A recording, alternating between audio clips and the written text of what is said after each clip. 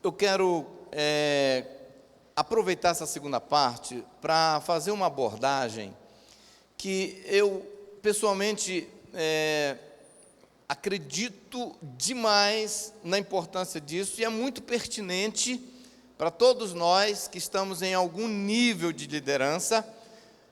Eu não acredito que ninguém aqui lidera algo sozinho, né? Se você está liderando algo sozinho, você já começou errado. A boa liderança, ela exige que você faça isso com um time, né? Com uma equipe. E eu acredito que todos nós, não importa se você lidera um ministério infantil, se você lidera uma célula, se você lidera um setor, se você lidera algum ministério na igreja, com certeza você é um líder inteligente, tenho certeza disso, com uma equipe.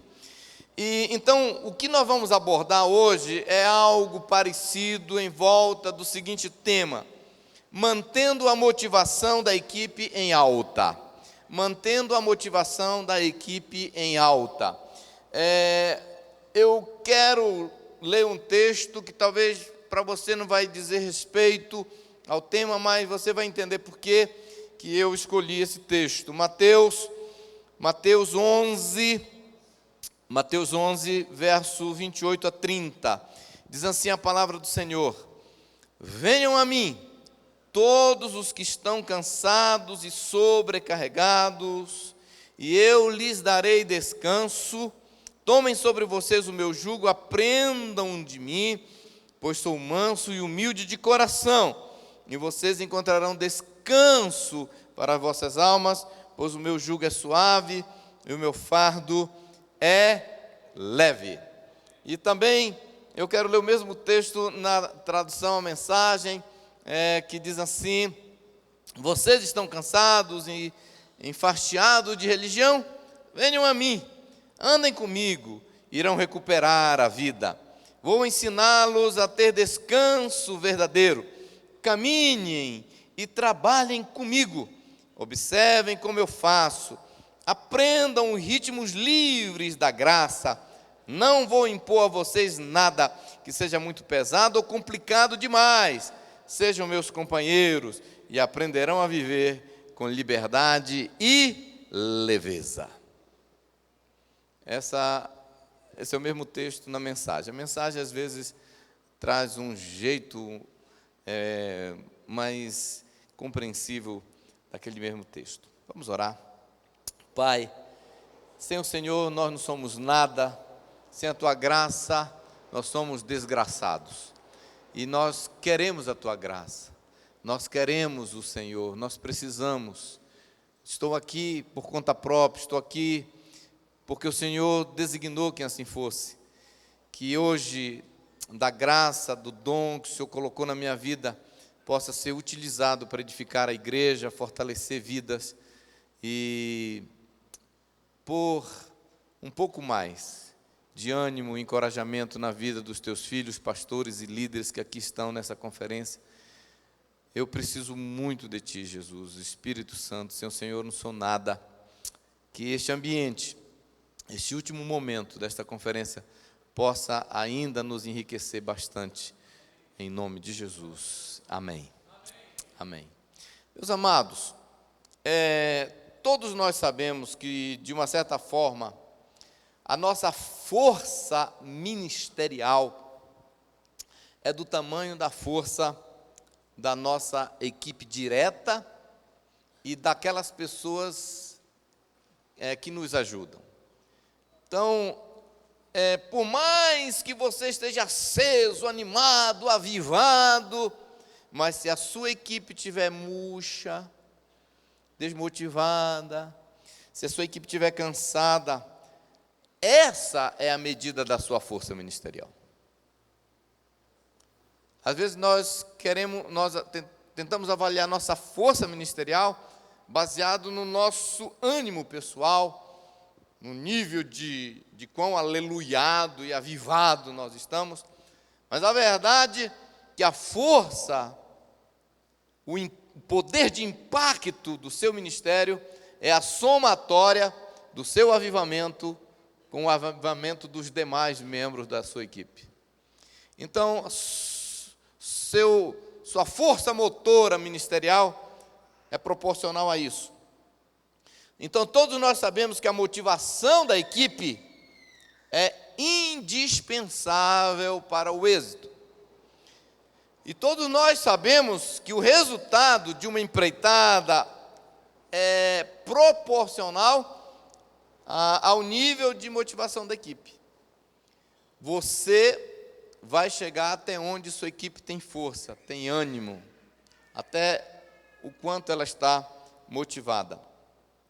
Então, sendo assim, eu acredito que dar atenção especial para o nível de motivação da sua equipe, da minha equipe, deve fazer parte da lista de coisas importantes para checar, para verificar que um líder esperto tem.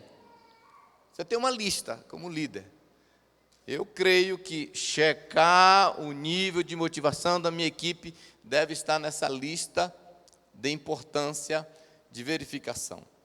Então eu quero te dar algumas dicas que eu tenho certeza que, se forem colocadas em práticas, obedecidas, tem o potencial de turbinar e de potencializar o nível de motivação dos seus liderados. Agora, deixa eu te falar, essas coisas que eu vou te falar, elas são muito frescas para nós. Talvez para você não, mas para nós ela tem ganho um novo sentido. É como se Deus tivesse descortinado para nós, eu falo nós aqui da Igreja da Paz de São Paulo, agora esse momento que a gente está vivendo, esse momento de preparação para o início de uma igreja, e a gente está sendo bem cuidadoso. O pastor Eibe tem frisado muitas dessas coisas, e tem sido um aprendizado coletivo, porque Deus está usando várias coisas, como, por exemplo, essa viagem que nós fizemos, e muitas direções através. Nós tivemos um tempo agora que nós chamamos de mergulho espiritual, onde a galera toda, principal, pastores, tempo integral, passamos 3 dias numa chácara, buscando Deus, mergulhando. Assim, foi um tempo tão precioso, e era muito palpável a tônica do Espírito Santo neste momento, nesses dias, falando conosco sobre essas coisas. Então, quero ser bem prático com o que eu vou compartilhar com você aqui hoje. Primeiro, para você manter a motivação da equipe em alta. Isso tem sido uma verdade, claro que a gente já experimentou o outro lado, e já podemos experimentar os resultados. Estamos convencidos de que esse é o jeito de operar. Primeiro, estabeleça uma atmosfera de leveza no ambiente de trabalho, no cotidiano do trabalho. Que resposta os seus liderados lhes daria ou nos daria se lhes fosse perguntado o seguinte: qual é a atmosfera predominante no seu ambiente de trabalho na igreja? Qual é a atmosfera? O que eles responderiam? O que eles falariam? Qual dessa resposta nós teríamos? Eles falariam assim: olha, nós vivemos uma atmosfera de alegria, de cumplicidade, de respeito, de leveza, de graça, de camaradagem. Seria essa a resposta? Ou ele responderia: camarada, para ser bem sincero, nós estamos vivendo uma atmosfera de muito tédio, sensação de que o fardo é pesado demais, de competição, de desonra.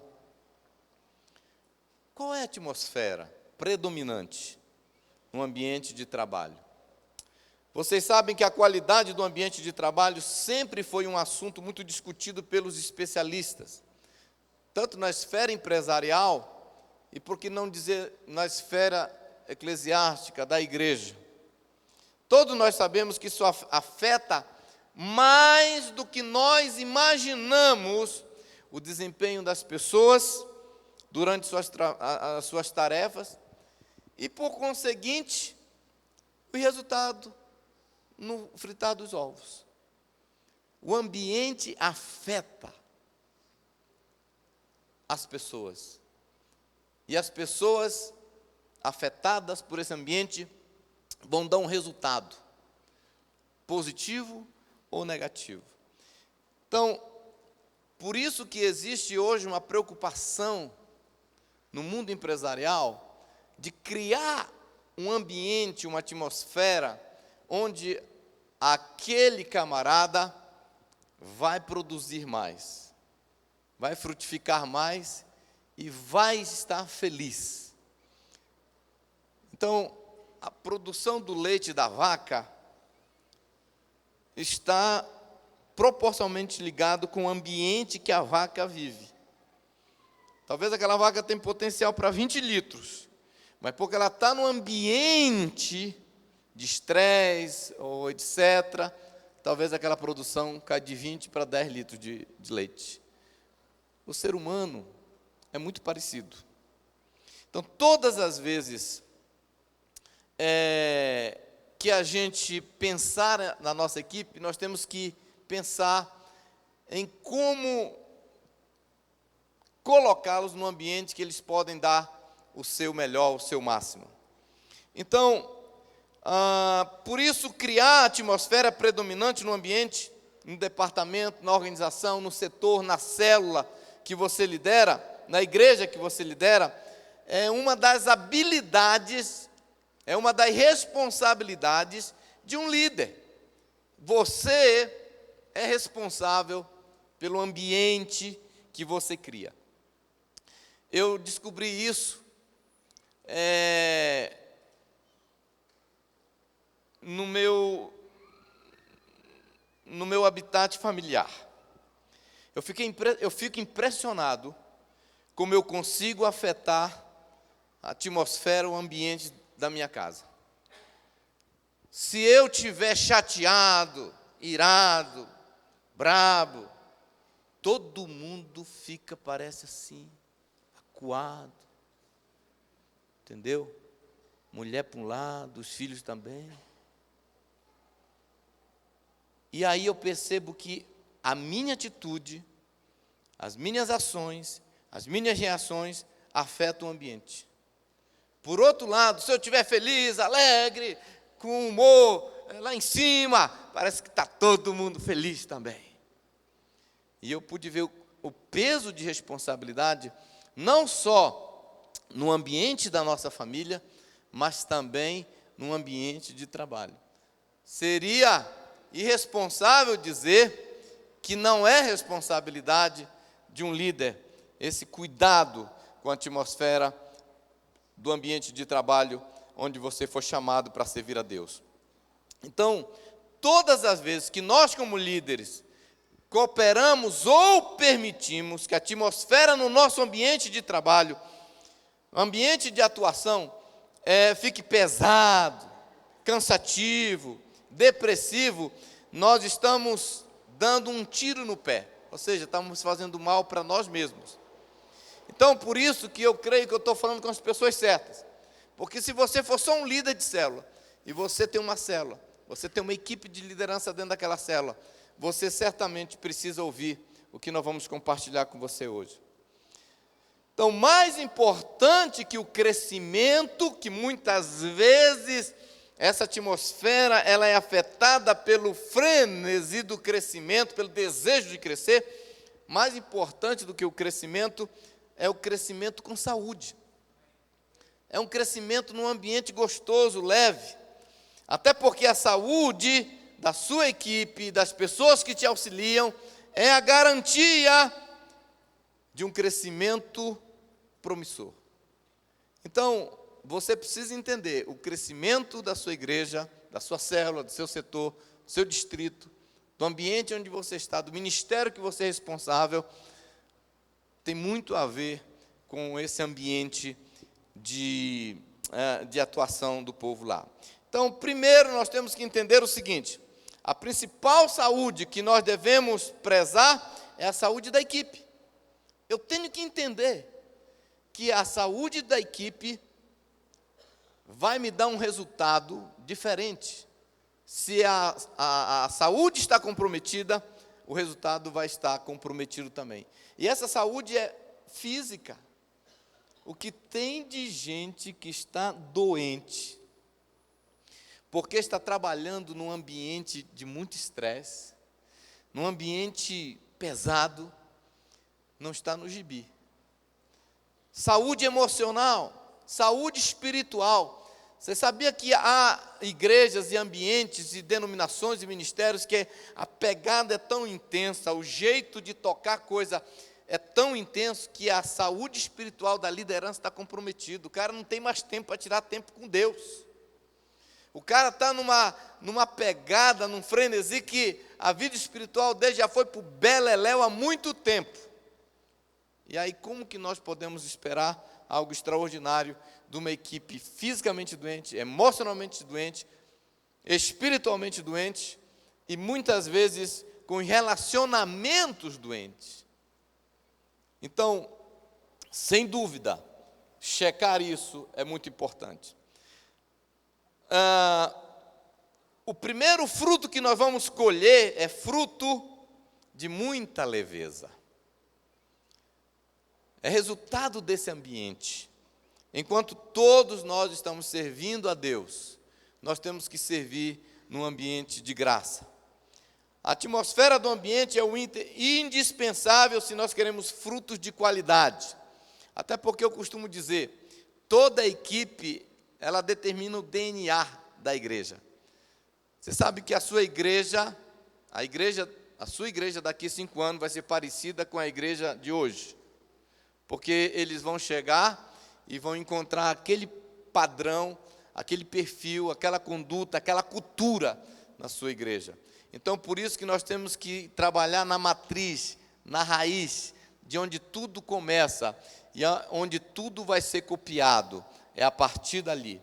Então, uma equipe doente vai gerar uma igreja doente. Uma equipe doente vai gerar uma célula doente, um setor doente e assim sucessivamente. Então, eu costumo dizer, nós temos que entender uma coisa. Nós não somos uma máquina que fomos criados para ser usado apenas. Eu verifico lá em casa, nós temos uma máquina de lavar louça. Aí todo dia a gente abre minha esposa coloca um monte de louça lá e tal, põe os produtos lá, aperta o botão e a gente vai dormir. Nós nunca tiramos tempo para ter comunhão com aquela máquina. Nós nunca chamamos ela para assistir TV com a gente. Nunca levamos ela com a gente no dia da família. Nós nunca brincamos, fizemos cócega nela. Ela está lá para ser uma máquina. Ela está lá fazendo o trabalho dela. E eu costumo dizer, nós não somos uma máquina que fomos criados apenas para ser usados. Nós fomos criados para viver com Deus e sermos usados enquanto nós vivemos. Por isso, é muito importante entender que, infelizmente, em nome de fazer a igreja crescer, em nome de fazer o reino expandir, está sendo cometido toda sorte de abusos e desequilíbrios que fazem mal para a família, para a saúde e para a igreja em vários aspectos.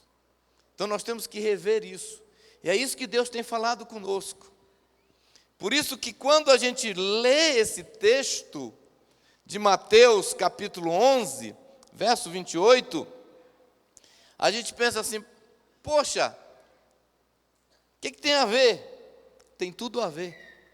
Chega um momento que Jesus fala com seus discípulos. A coisa mais interessante nesse texto é que nós pensamos e usamos a esmagadora, a maioria das vezes, no contexto, pensando num descrente. Mas esse convite é para crente. Esse convite que Jesus faz é para crente. Ele diz, venham a mim todos. Esse todos inclui o salvo, não salvo, o pastor, o apóstolo, o líder de célula. Qualquer pessoa que pegou esse caminho, essa trajetória do desequilíbrio, da falta, da leveza, de uma vida saudável, dentro dos planos e propósitos de Deus. Ele está dizendo: venham a mim todos os que estão cansados e sobrecarregados. E deixa eu te dizer, não me admiraria se Jesus estivesse aqui hoje à noite e fizesse de novo esse convite: vinde a mim todos vós que estáis cansados e sobrecarregados, que 80% desse auditório viria. Porque você ia se identificar. Talvez se eu te chamasse, não vem mais agora, eu já disse. Mas se Jesus estivesse, você ia se identificar. Sabe, em algum momento, a vida, o ministério, servir a Deus, se tornou pesado, cansativo. Então, primeiro, esse texto não é somente para descrente, é para todos. Não somente os descrentes, mas a igreja toda precisa atentar. Porque em algum momento da nossa vida, nós nos desviamos e acabamos nos tornando pessoas, líderes, cansados, sobrecarregados. E aí nós queremos fazer a obra de Deus com esse perfil, com esse quadro, com esse diagnóstico da alma adoecido. E aí ele fala assim, note que o convite de Jesus é: venham a mim. Ele não está dizendo venham à obra, venham ao reino, venham ao ministério, venham ao serviço, venham ao ativismo. Jesus está dizendo: venham a mim. Ele está chamando cada um de nós para um estilo de vida que só nele e com ele nós podemos aprender. Outra coisa que a gente percebe, que dá para notar, que ele diz assim: todos que estão cansados e sobrecarregados, e eu lhes darei descanso, tomem sobre vós o meu jugo e aprendei de mim, porque sou humilde de coração. Eu não sei se você consegue enxergar, mas eu enxergo isso aqui, ó. Dá para notar que muito desse cansaço, desse peso, desse sobrepeso que está sobre nós, é resultado de um coração orgulhoso. Como assim, pastor? Fiquei pensando, o que tem a ver cansaço, sobrecarregado, com humildade? Porque muitas vezes o nosso sobrepeso é resultado de um frenesi que gerou num orgulho.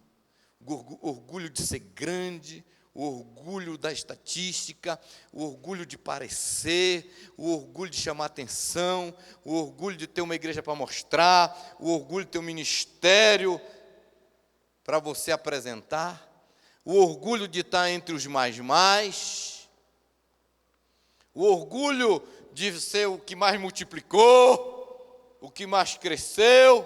E Jesus vem e diz assim, ó, esse cansaço e esse sobrepeso é resultado do orgulho. Então vem a mim, que eu vou te aliviar, e você vai aprender o segredo de um coração humilde.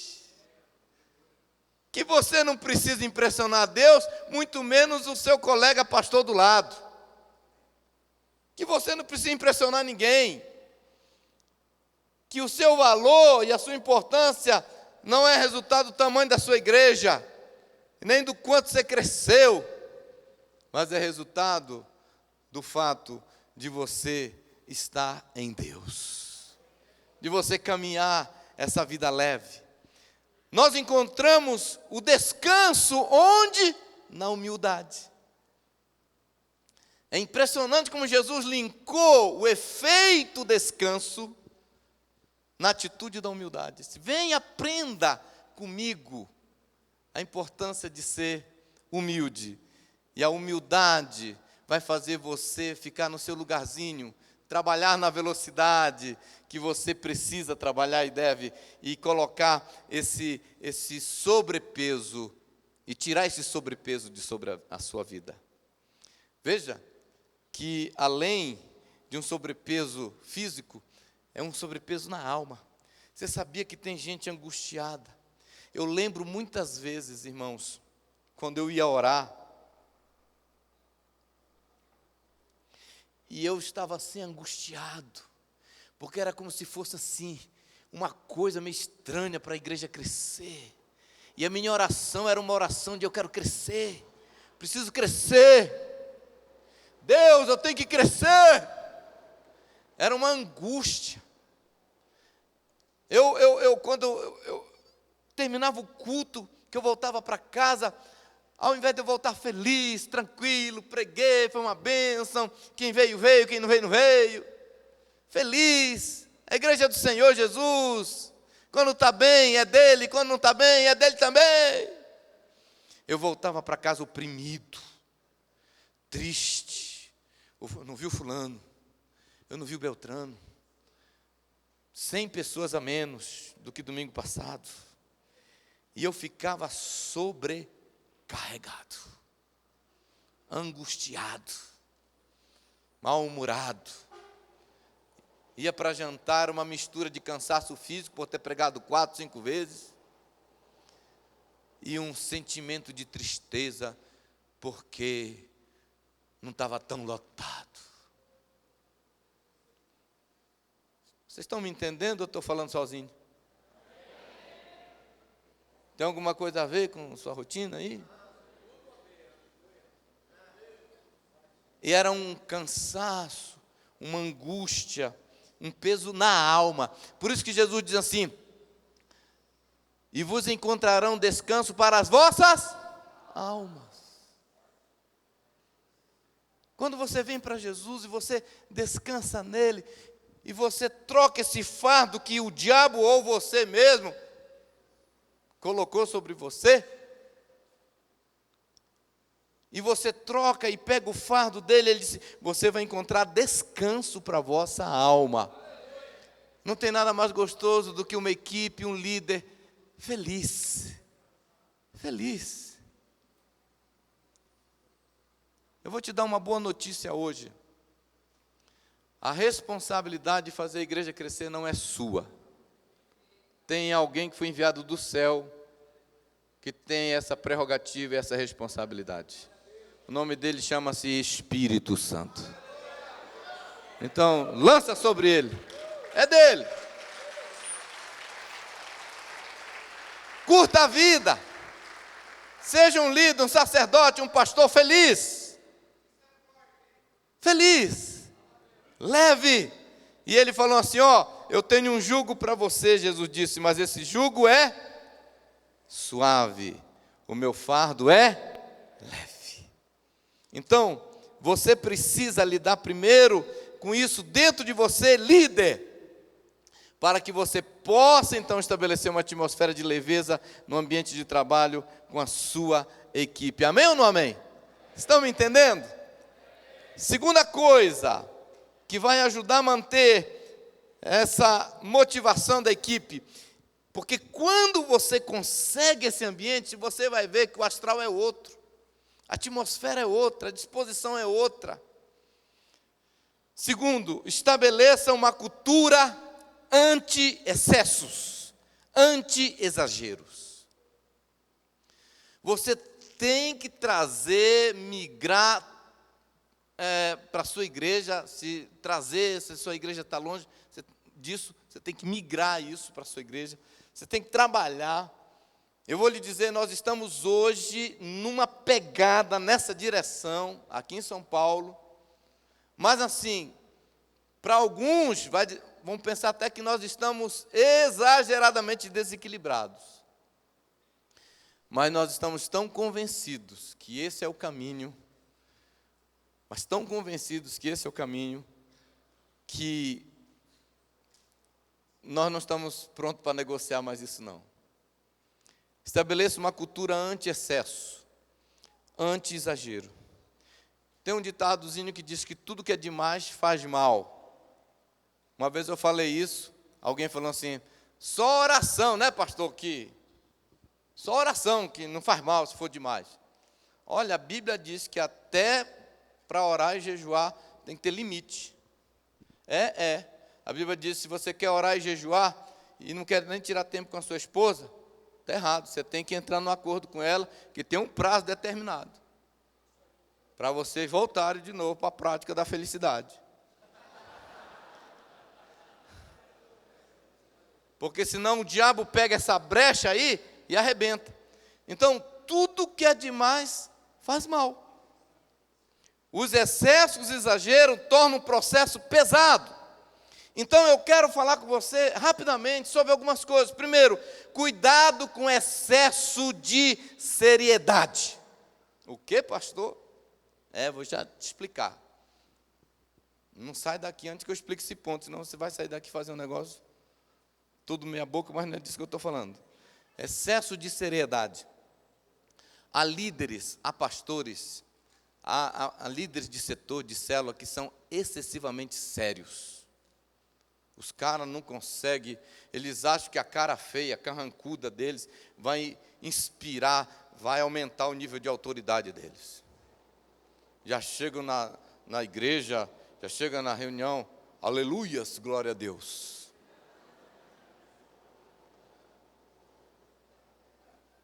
E aí, aquela cara amarrada, não ri, não brinca, não conta uma piada. Piada não é para crente. Como não é? Tem tanta piada boa para contar. É comprovado que rir faz bem, e muito bem. Dizem que tem uma estatística, porque Estados Unidos é o país da estatística, da pesquisa, diz que as igrejas que mais crescem são as igrejas que mais riem. Eu falei isso muitos anos atrás, lá em Boa Vista, para nosso Tadel. Teve uma líder de célula que saiu de lá decidido a toda a célula contar umas 2 ou 3 piadas. Ela queria que a célula dela crescesse. Mas sabe, a liderança que é sério demais. Como que é a atmosfera das reuniões que você lidera?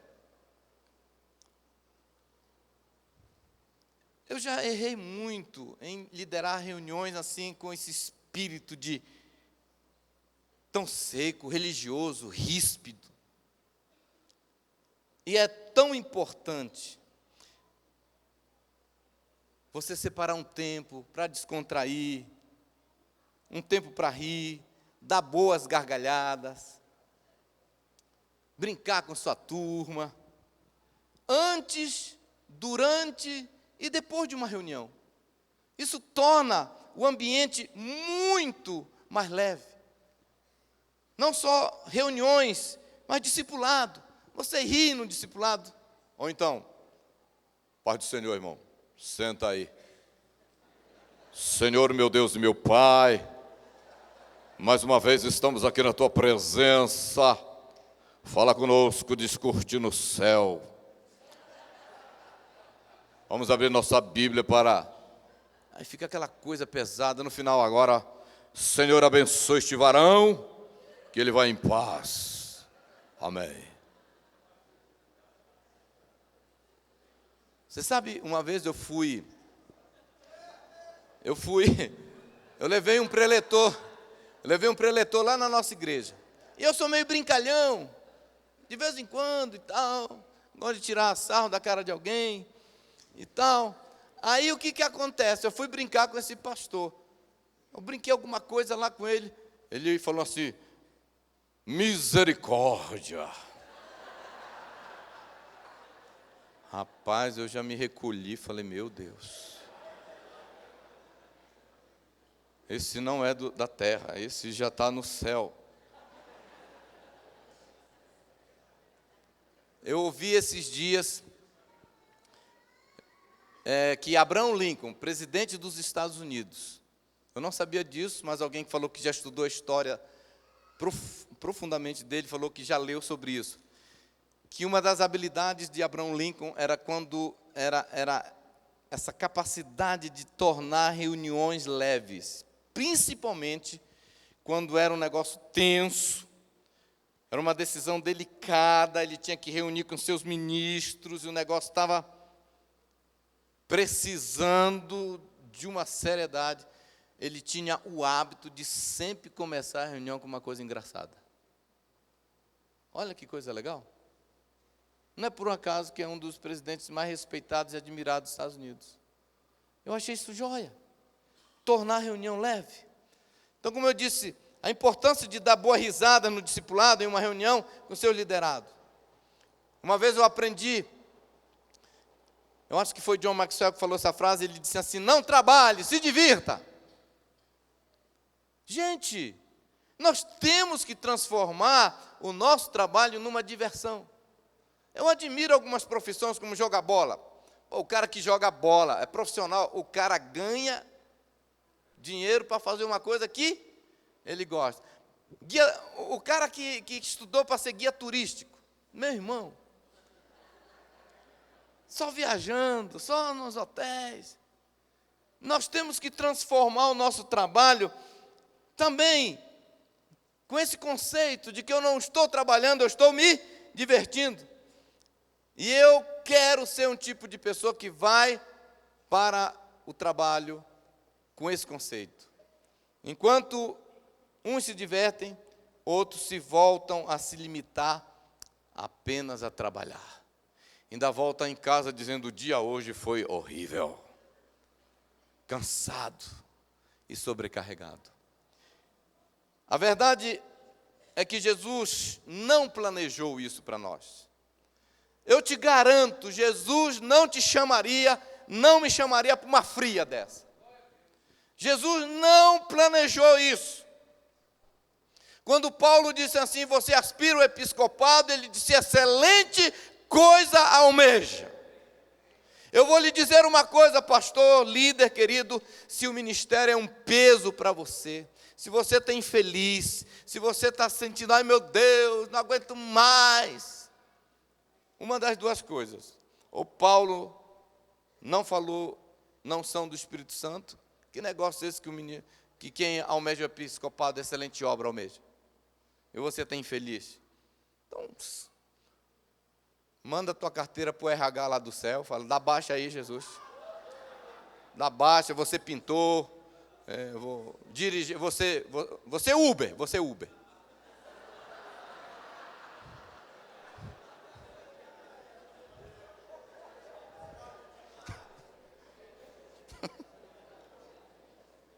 Eu vou lhe dizer uma coisa: a proposta de trabalhar para Deus é uma coisa prazerosa, gostosa. Então eu quero te desafiar, estabeleça uma cultura de anti-excesso. Acaba com esse negócio de muita seriedade. Vamos rir mais, vamos brincar mais, vamos ganhar alma, expulsar demônio dançando, feliz. Vamos se envolver e vamos envolver toda a equipe num ambiente gostoso, que quando eles pensam assim: vamos reunir, eles vão pensar: hoje eu vou rir a beça, hoje vai ser muito gostoso, hoje vai ser muito divertido. Cuidado com o excesso de trabalho. Precisamos ser libertos da síndrome de Faraó. O líder Faraó é aquele líder que tem prazer em ver o povo ralando. E bate mais, meu irmão. E mais chicote. Tem líder Faraó que quando o cara vem para ele assim e fala assim: me deixa aí para adorar o meu Deus.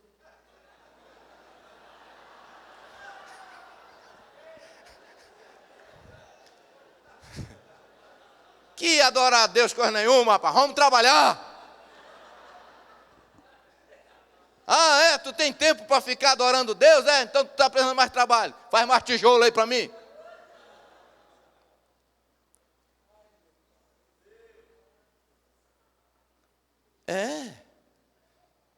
Tem líder que se ele falar assim: onde você estava, rapaz?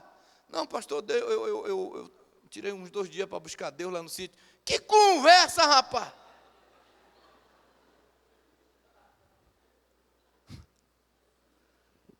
Então, nós temos que nos libertar do excesso de trabalho. Vocês conhecem Faraó? Ele mandou, que crueldade, aquela coisa de ver o povo trabalhando. Não vou deixar vocês adorarem, não. Olha, como eu falei, nós fizemos essa viagem lá para os Estados Unidos, nessa igreja, Gateway, de tanto pastor me falar, eu aprendi a falar certo, porque antes eu não falava gateway, antes eu falava gateway. Era gateway, ficava feio, né? Então, já...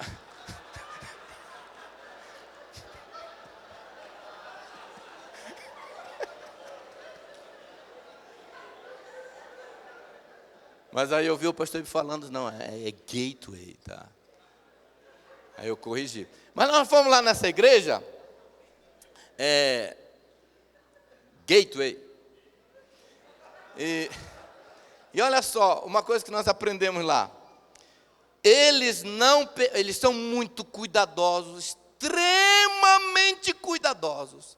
E agora deixa eu te dizer, o bacana dessa igreja é que em 16 anos, eles saíram de uma célula para uma igreja de 35 mil pessoas. E mais, é uma das igrejas mais ricas dos Estados Unidos. Sabe, você vê a estrutura daqueles prédios. Quando a gente chega aqui, agora eu estava dirigindo, passamos ali perto do Sam's Club e tal, e eu estava falando para minha esposa, olha só, a estrutura das igrejas dos Estados Unidos um negócio é outro nível, que até esse Sam's aqui fica na poeira. Você vê o que eles têm de dinheiro. É uma das igrejas que mais arrecada.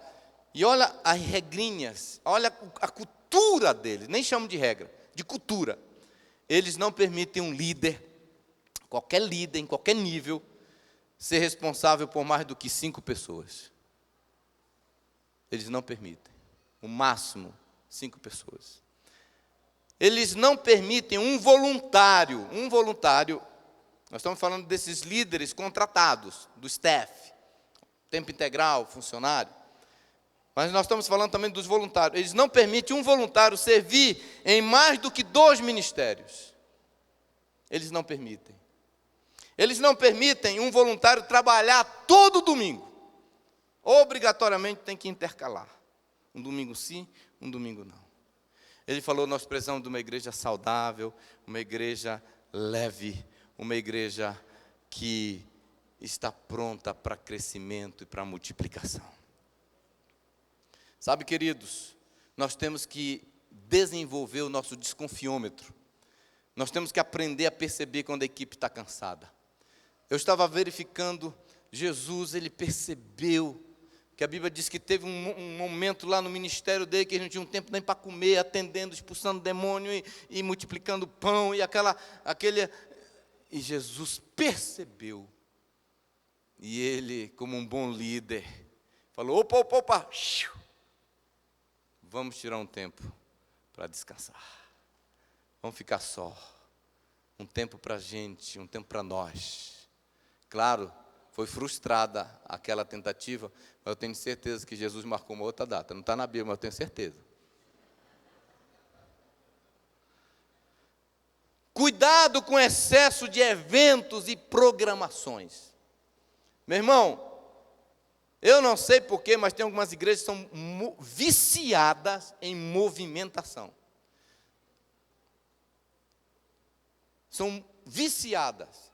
E quando passa uma semana sem um evento, sem um cantor, sem uma campanha, sem uma invenção, aí já começa a dar crise de abstinência, assim.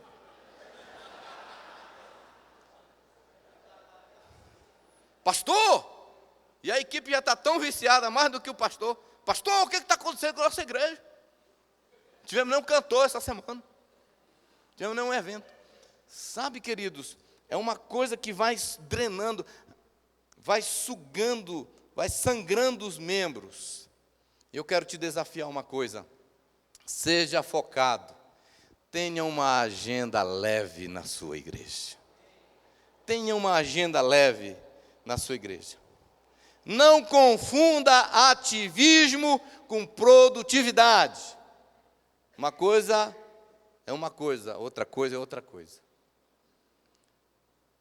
Cuidado com excesso de cobrança, excesso de fiscalização mórbida.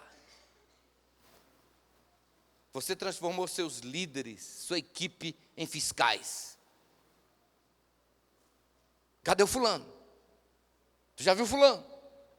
Tira uma foto dele para garantir que ele está no culto e envia para mim.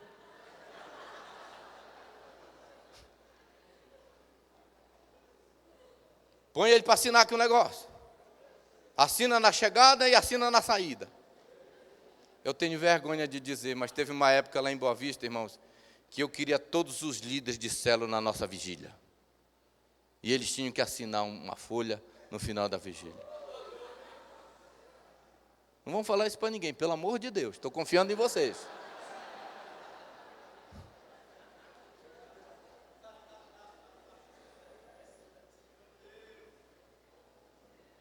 E eu ainda dizia, se eu venho, vocês têm que vir também. Se mais ninguém nessa igreja orar, pelo menos os líderes de célula têm que vir orar. Sai, Faraó, fala teu nome.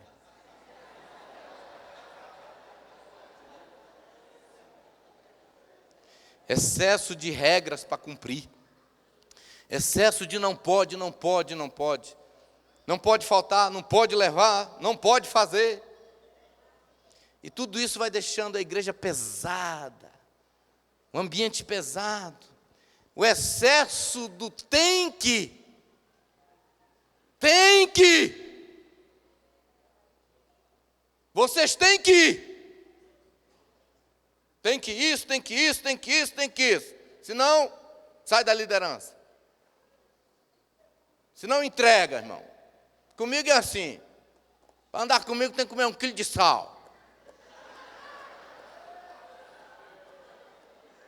Daqui a pouco está todo mundo com uma bumina.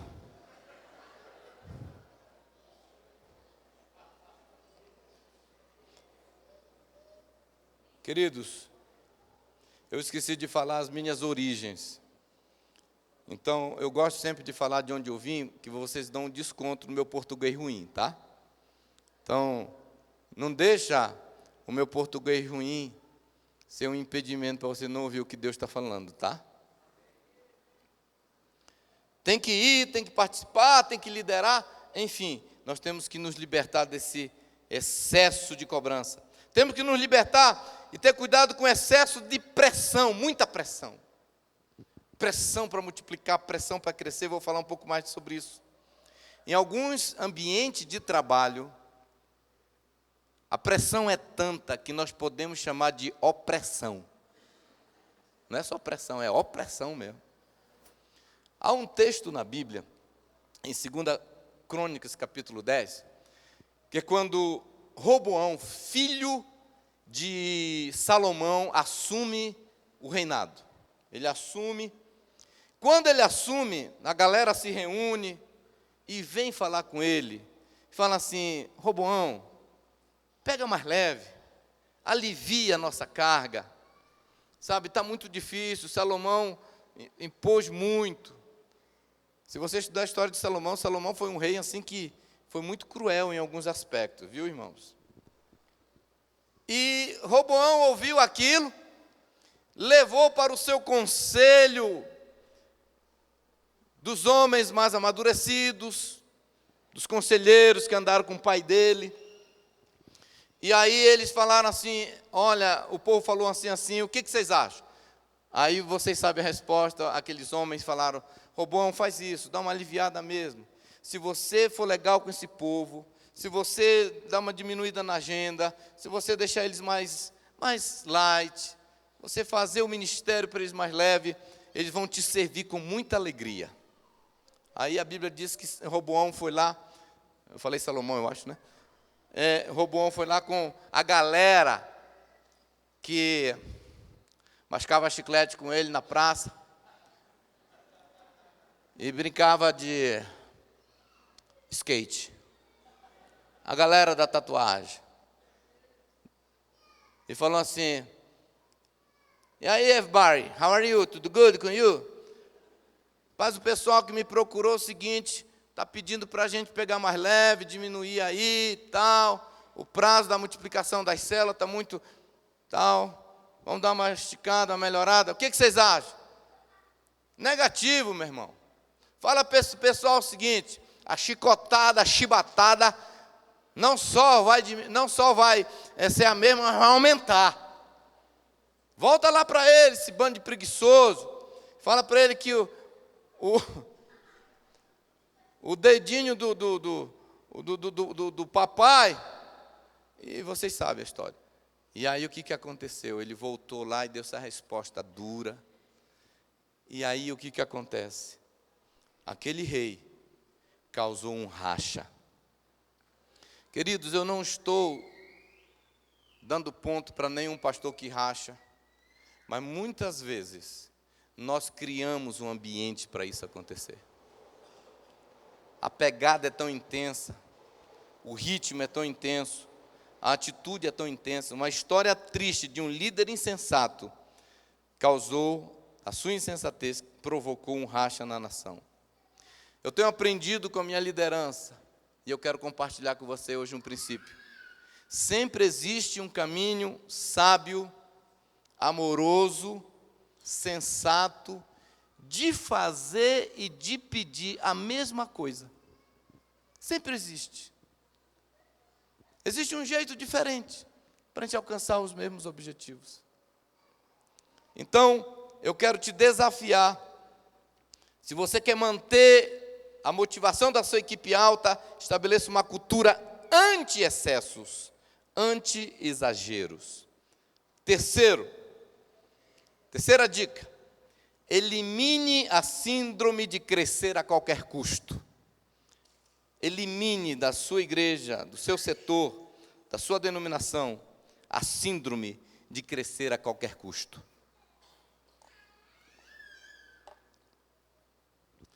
O ponto alto do nosso ministério, a marca, deve ser sempre as pessoas, não as estatísticas. Deixa eu te falar uma coisa. Nós precisamos parar de ser reféns da estatística egoísta e mórbida e começar a liderar pensando nas pessoas. Você sabe, todas as igrejas, de um modo geral, foi uma tentação para, independentemente do modelo, com modelo, sem modelo de célula, todas estavam meio que nesse frenesi da estatística. A estatística se tornou o foco.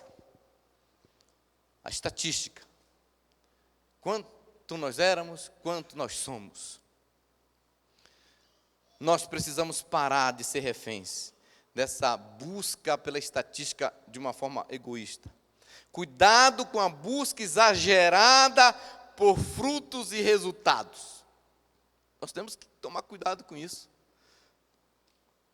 Fomos escolhidos para dar frutos. Escuta isso. Lá em João diz que nós fomos chamados para dar frutos.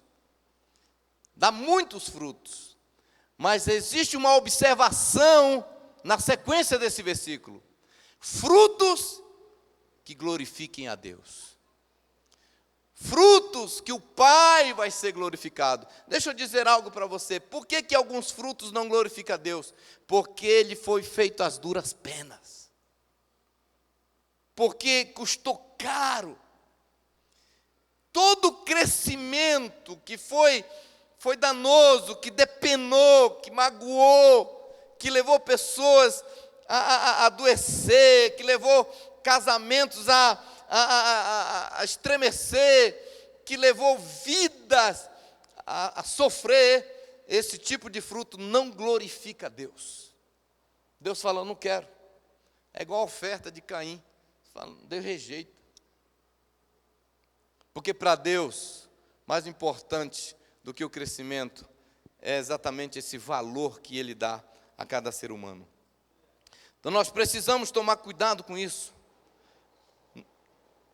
Você sabe que uma declaração muito forte de Jesus, quando Ele reúne os seus discípulos, e Ele disse, como líder daquela equipe, Ele disse, eu não vos chamo de servos, eu vos chamo de amigos.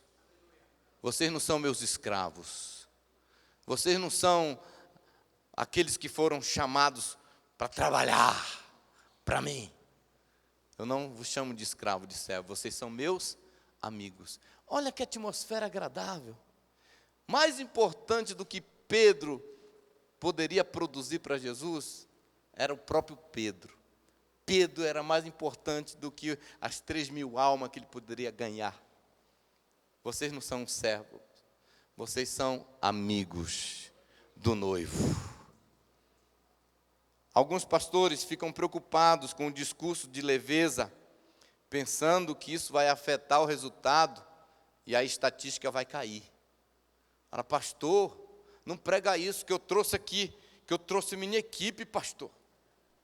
Pastor, vira essa boca para lá, pelo amor de Deus, que faz tempo que eu estou vendo se eles pegam num tranco. Trouxe eles aqui para eles aprenderem a importância de trabalhar e fumaçar preto. E o senhor vem com esse discurso? Deixa eu te dizer uma coisa. Não se preocupe. Não se preocupe. Porque, na verdade, eu posso te garantir, se a sua preocupação está mais com o resultado do que com a sua equipe, então está na hora de você corrigir e consertar o coração. E deixa eu te dizer, quando você colocar as pessoas na postura certa, na atitude certa, com o coração certo, o resultado do Senhor virá com certeza. Deixa eu te falar uma coisa. Existem 3 resultados notórios em uma igreja, em uma célula, em um setor, independentemente qual o nível. 3 resultados. Você vai ver o resultado do líder preguiçoso. O resultado do líder preguiçoso. Isso é um resultado. O cara é preguiçoso, a preguiça é do diabo. Tá? A Bíblia diz: aquele que faz relaxadamente a obra de Deus é maldito. Nós não estamos falando disso. Não estamos falando de você não cuidar bem das pessoas que Deus te deu. Não estamos falando de sonhar, de não sonhar com crescimento. Mas não se preocupe. O preguiçoso, ele vai ser preguiçoso até mesmo debaixo de um faraó. Pode ter certeza. Porque a questão aqui é uma questão de coração. E você vai ter que identificar e ajudar eles. O segundo resultado é o resultado do líder faraó. É aquele líder que se auto-impõe e que impõe sobre os outros uma pegada, uma rotina, um ritmo. E deixa eu te dizer uma coisa. Em geral, a essência da motivação do líder faraó, mesmo que ele fale, é para a glória de Jesus, irmãos. É para que o Pai seja glorificado, irmãos. Toda honra e toda glória seja dada para Jesus. Ó o dedo. Toda honra, toda glória. O líder faraó é aquele cara que quer os resultados, o fruto, para ele. A glória do crescimento. E o terceiro resultado é o resultado do líder curado. É daquele líder que sabe que mais importante que a estatística é uma atmosfera gostosa e agradável. Sabe, queridos, eu estou tão feliz porque a gente está vivendo esse momento. Nós chegamos aqui em São Paulo e a pegada foi exatamente essa. Calma. Nós fomos para uma palestra lá nos Estados Unidos. Deus usou um pastor para dizer o seguinte: vocês precisam conhecer a cultura, o espírito que predomina naquela cidade, e vocês irem contra aquele espírito. E na contracultura. Eles contaram um exemplo que eles fizeram lá nos Estados Unidos. Eles entraram numa região dos Estados Unidos e eles foram exatamente praticar o contrário do que era comum ali, especialmente nessa área financeira. Era um lugar onde havia um espírito de avareza. E eles entraram com uma cultura de generosidade. Você sabe o que Deus falou para a gente nesse mergulho? São Paulo está debaixo de um espírito de ativismo, de corre-corre. Um espírito de uma vida acelerada. Desse negócio. Eu não tenho tempo. Ele falou: eu quero que vocês comecem uma igreja que vai na contramão dessa mentalidade. Leve, solto, slow. Nós vamos trabalhar na velocidade do Espírito, entendendo que o fardo de Jesus é leve. A quarta dica: adote a cultura do slow down. Isso é uma expressão em inglês que quer dizer desacelerar. Você tem que dar uma desacelerada. Sabe, queridos, porque me perdoe se você trouxe seu povo aqui para ouvir outra coisa, mas se você for querer fazer reivindicação da devolução do dinheiro, depois você procura o apóstolo Ricardo ali. Mas vou lhe dizer uma coisa: eu creio que o Espírito Santo está falando conosco acerca disso. Sabe por quê? Muitas vezes nós estamos vivendo essa cultura da intensidade, da pressão, do vamos lá, do faraó. E os resultados, na verdade, não são os esperados. E eu queria compartilhar uma coisa que eu li recentemente. Então, como eu não decorei tudo, eu vou ler um pouco aqui. Mas há um movimento na Europa hoje chamado Slow Food. É um movimento, você pode até pesquisar na internet. Esse Slow Food International Association, o símbolo deles é um caracol. E eles têm a base deles, o princípio dele começou na Itália, o princípio deles, esse Slow Food, ele prega que as pessoas devem comer, beber devagar, saboreando os alimentos. É um movimento que está ganhando forma, corpo está crescendo, curtindo, desfrutando. E eles falam exatamente nesse ambiente de convívio, de camaradagem, de amizade, com a família, com os amigos, sem pressa e com qualidade. A proposta, a ideia é se contrapor a esse espírito do fast food, ou seja, comida rápida, comer rápido. Vamos parar ali no Fru e pegar um sanduíche do McDonald's e sair comendo no carro. E é claro, eles estão indo contra esse estilo de vida da pressa. Esse movimento do slow food está servindo de base para um movimento que está pegando na Europa, que eles estão chamando de Slow Europe. E uma revista nessa área de negócios fez uma edição, e onde ela trabalha. O ponto dessa revista era exatamente chamando a atenção da população para essa questão.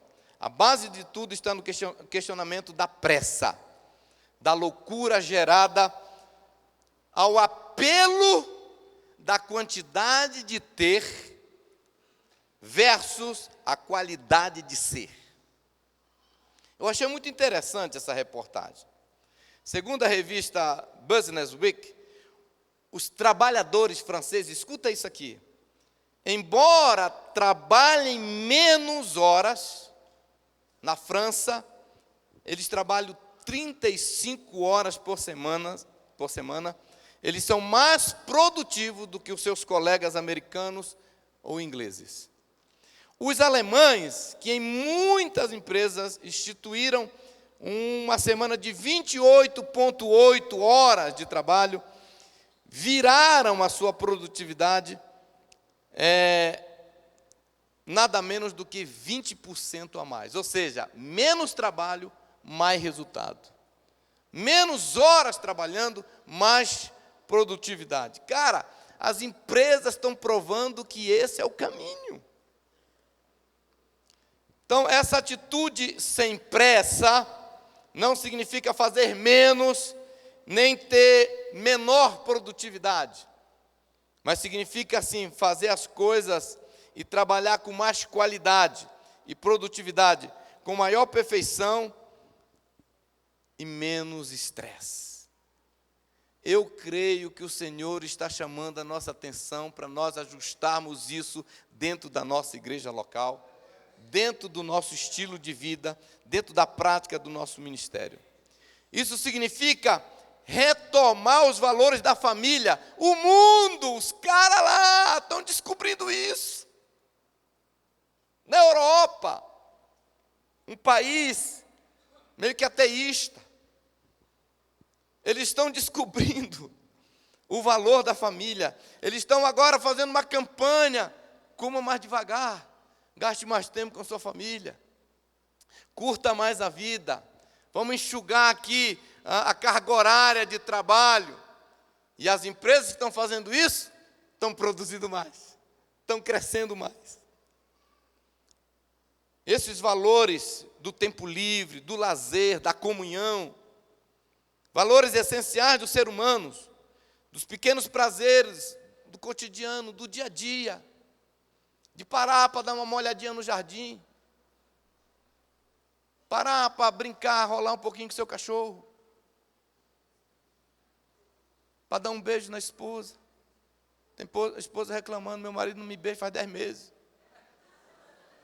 E por quê, irmão? Não tem tempo, ele quer fazer a igreja crescer.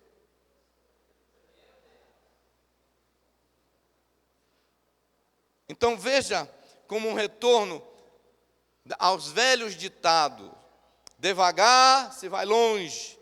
Ou ainda, um velho ditado: a pressa é inimiga da perfeição. Eu creio que está na hora.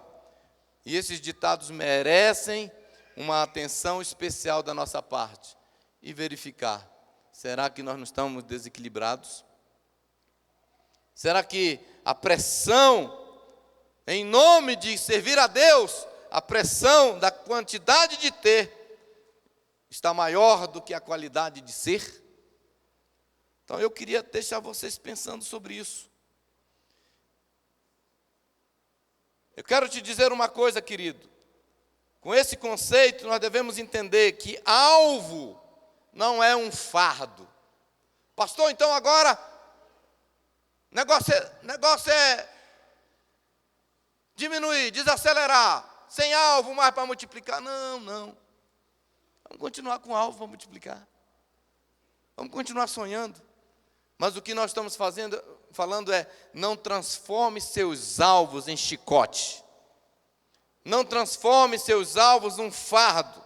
Não transforme o seu desejo num rigor. Aprenda, entenda que meta não deve ser um chicote, mas um estímulo.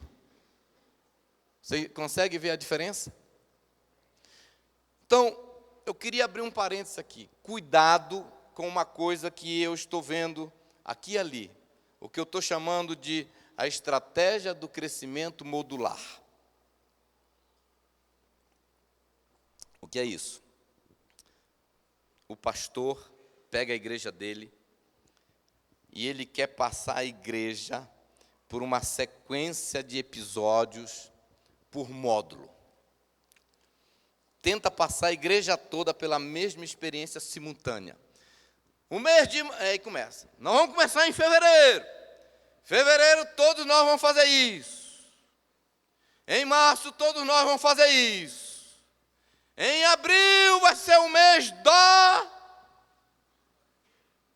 E aí começa por todo mundo para viver a mesma experiência. Gente, isso, na minha opinião, está equivocado.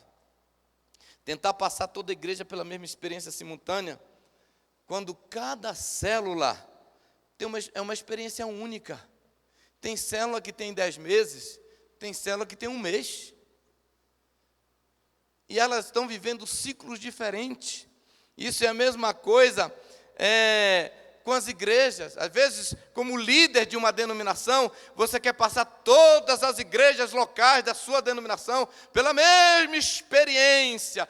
Eu costumo dizer que isso é a mesma coisa que pegar uns idosos, uns adolescentes, um jovem, umas crianças, colocar numa maratona e falar: vamos lá, todo mundo! E eu quero que todo mundo chegue na linha de chegada, na mesma hora, no mesmo dia. Não tem condições. Cada igreja tem a sua realidade. Cada célula tem a sua realidade. Deixa ela viver esse ciclo. Deixa ela viver esse estágio. Deixa cada uma viver a sua experiência de crescimento na velocidade de cada uma. Deixe claro o trilho, as estações, mas cada uma vivendo a sua realidade. Sabe, queridos, quando a gente vive essa síndrome da quantidade de ter, isso tem provocado o que eu chamo de um efeito sanfona nas igrejas. Você sabe o que é isso? Põe todo mundo, vamos lá agora, o mês de maio, no mês do G e tal, e vamos lá, multiplicar. Todo mundo vai multiplicar até dia 10 de junho, e vamos lá, e pá. Aí parece que dá aquela crescida assim, ó. A sanfona faz isso aqui, ó. Aí daqui 2 meses a sanfona. Aí de novo, vamos lá, e pá, agora é o segundo semestre, vamos lá, todo mundo, e chicote, e alvo, e todo mundo, as criancinhas, ai, na maratona, os velhinhos. Todo mundo na maratona, São Silvestre, vamos lá, chegar todo mundo junto. Aí, parece que no final do projeto, a sanfona, fomos para 185 células, glória a Deus. Não importa se alguns casamentos estão arrebentados. Faz 3 meses que o líder não tira tempo com Deus. O filho nunca mais soube o que foi um discipulado com o pai. Sanfona está fom. Daqui 2 meses a sanfona, 160 células. Meu Deus, o que aconteceu? Fechou uma, fechou 2, fechou 3. Como é que eu vou assumir isso para o meu discipulador? Aí começa esse ciclo.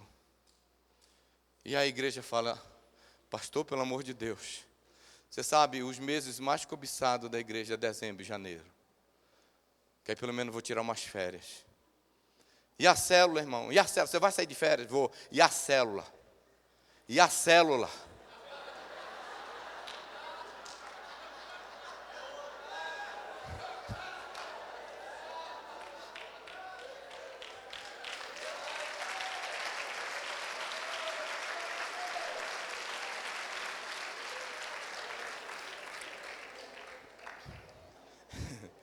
Deixa eu dizer uma coisa para vocês. A paciência, pastores, escuta aqui. Eu creio que Deus quer nos libertar. Deixa eu te dizer uma coisa. O bispo Macedo ia matar aqui hoje, porque eu ia ter de libertação aqui.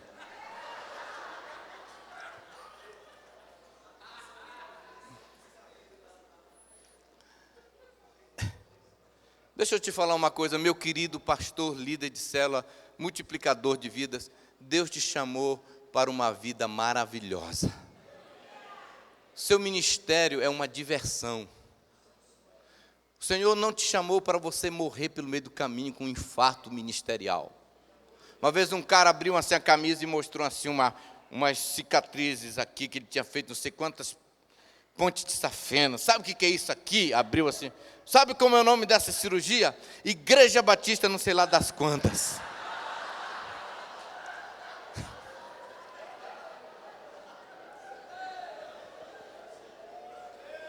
Como diz o cearense, a régua. Para lá. Eu quero é ser feliz, meu irmão. Eu quero é ser feliz.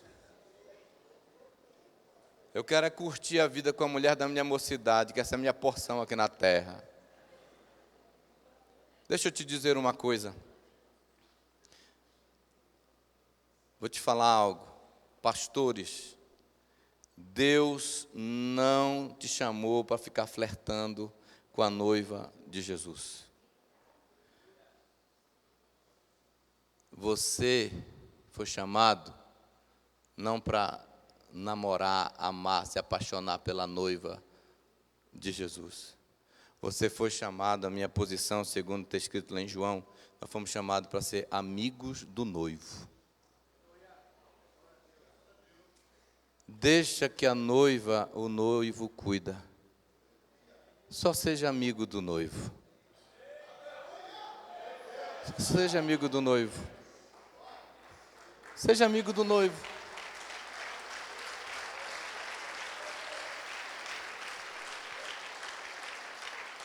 A paciência, saber esperar. Eu acho que nesse momento todos nós deveríamos começar, então, a entrar para esse movimento. Eu escolhi esperar.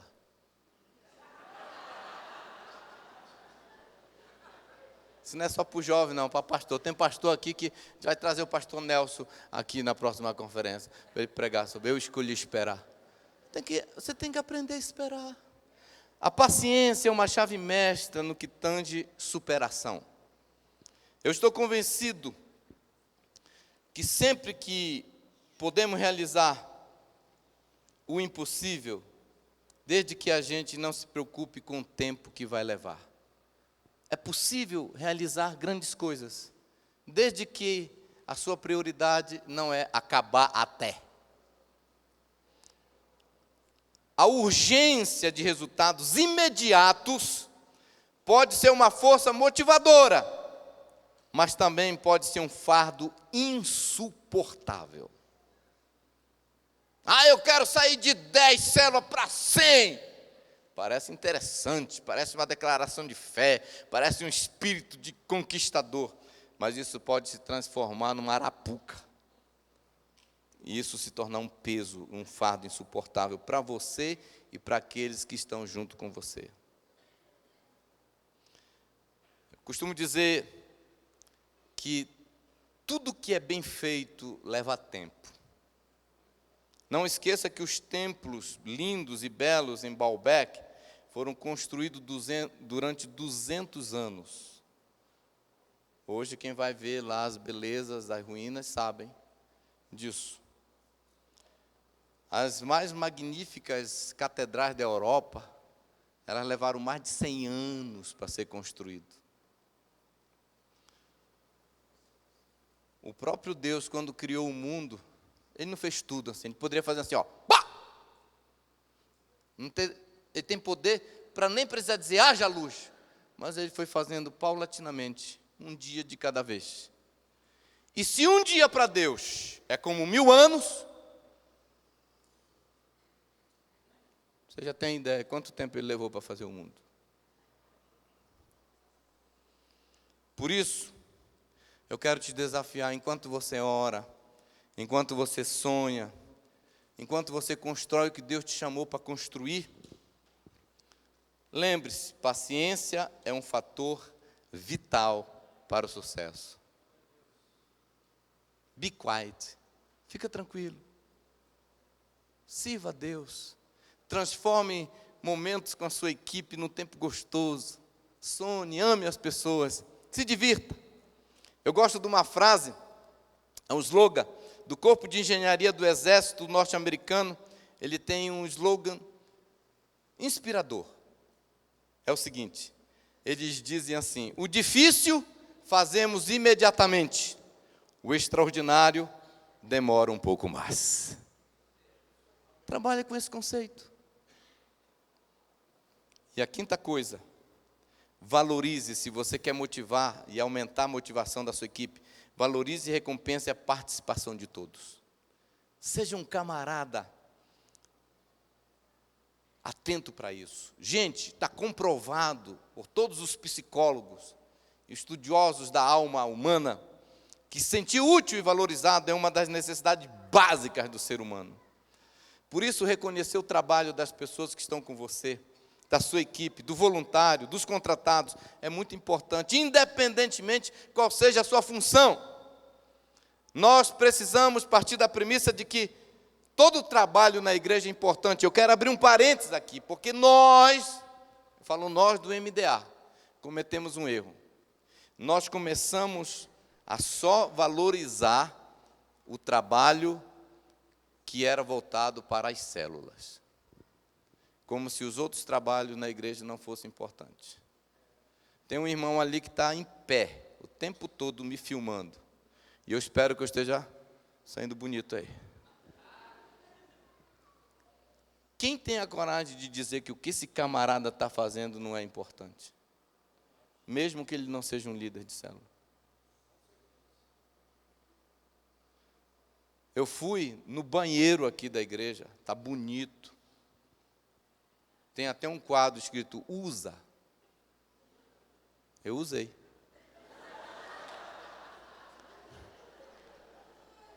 Alguém limpou, alguém passou um pano, alguém passou um detergente, alguém limpou aquilo ali. Talvez não foi um líder de célula, mas venha me dizer que o serviço dele não é importante. Então nós temos que aprender a valorizar e recompensar a participação de todos. Nós temos que voltar a entender que, independentemente da função, o que aquela pessoa está fazendo na igreja é importante. E nós cometemos esse erro quando supervalorizamos quem é líder de célula em detrimento de outro serviço.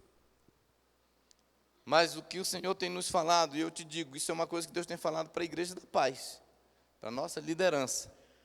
Nós tivemos uma convenção da Família da Paz, né, pastor Cleide, pastor Luciano, agora no início desse ano, e para minha surpresa, a palavra do nosso líder geral, pastor Paulo Jeff, foi: nós precisamos aliviar a carga. Pensa numa conferência, pensa numa convenção da Família da Paz extraordinária. Esse negócio está ficando tão lindo. Produzi um pouquinho de água na boca aqui para vocês, um pouquinho de inveja. Ano que vem nós vamos ficar no resort, ali como é o nome daquele lugar lá na Bahia? Costa do Sauípe. Mais de 1.000 pessoas, mais de 1.000 líderes e pastores da Igreja da Paz, nós vamos estar lá. Você sabe, isso é de propósito. Nosso pastor quer nos levar para um lugar bacana, para uma praia. E a gente mistura trabalho com divertimento. A gente mistura, né, tá lá numa conferência e mergulhando no mar com nossos filhos, a nossa esposa. Porque ele sabe que um dos segredos para manter a equipe motivada e para aumentar a produtividade é pegar esse caminho da leveza e valorizar. Então, nós temos que recompensar a participação dessas pessoas, dividindo créditos. Pastores e líderes, aprenda a dizer uma coisa. Se você aprendeu com alguém, diga: eu aprendi isso com o meu discípulo, eu aprendi isso com esse camarada aqui da célula. Na verdade, eu ia fazer diferente, mas por causa da ideia do irmão ali, nós mudamos. Dê o crédito das ideias, das frases, dos frutos, das pregações. Você sabe, é tão gostoso, faz tão bem para mim, quando o pastor Ebe fala assim, como diz o meu discípulo, Sabá liberal. Uau, eu fico assim todo graúdo. Isso é muito importante. Divida os créditos, celebre conquista, aprenda a aplaudir pessoas. Reconheça em público e em particular, foi bom, parabéns fulano, valeu, a equipe lá do acolhimento, pessoal do banheiro, pessoal do som. Cara, eu estou aprendendo tudo isso, é tão legal. Premiando resultados, não só aplausos, mas prêmio mesmo, recompensa, promoção. Eu quero te desafiar hoje, você lembrar de um item importante para checar a motivação. A motivação não é obra do acaso. A motivação da sua equipe não é obra do acaso. É resultado de uma rotina e de um estilo de vida. E a motivação da equipe, em grande parte, como eu já disse, é resultado do ambiente de trabalho e do estilo de liderança que você adotou. Uma equipe motivada, meus amados, é sem dúvida um dos maiores patrimônios e a força motriz de uma liderança e de uma instituição. Então, vale a pena dar manutenção periódica, checando como está o nível da sua equipe, o nível de motivação da sua equipe. Então eu queria te deixar com esse pensamento hoje. Talvez está na hora de você dar uma pisadinha no freio, um slow down, uma desacelerada, rever isso. Pega aquela primeira palavra, talvez você tem discípulo demais, talvez o povo tem discípulo demais, talvez tem gente com muitos chapéus, o mesmo cara cuidando de um monte de coisa. Vamos dar uma redistribuída, vamos garantir que a nossa igreja, o nosso povo, vai continuar animado e empolgado para cumprir o chamado que Deus tem para a nossa igreja e para o nosso ministério, amém? Eu quero te convidar para a gente ficar em pé. Eu queria deixar você, o irmão aqui já até esqueceu isso aqui, já faz horas. Eu peço muito perdão. Eu, na verdade, esqueci de olhar, não foi maldade do meu coração, não. Antes de você sair, eu quero fazer uma oração por você.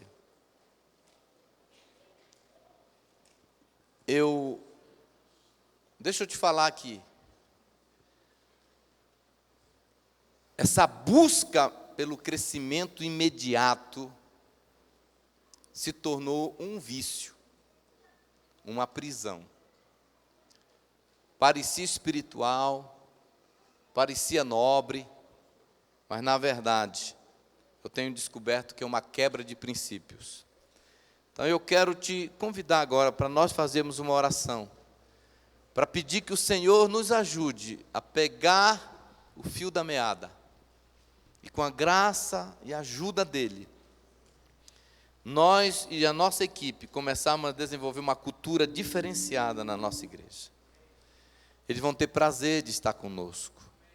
Eles vão ter prazer de ser um líder de célula. Eles vão ter prazer de ser líder e servir em qualquer ministério da igreja. Eles vão ter folga. Vão alternar um domingo sim, um domingo não.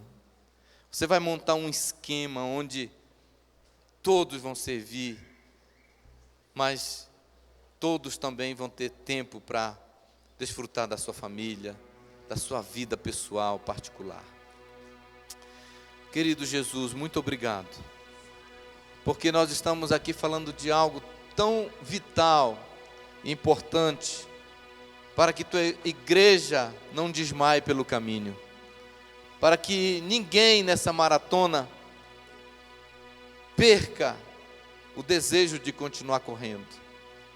Nós te pedimos perdão por todo exagero, por todo tipo de pressão, por todas as vezes que de uma forma manipuladora nós agimos com os nossos filhos espirituais, nossos discípulos.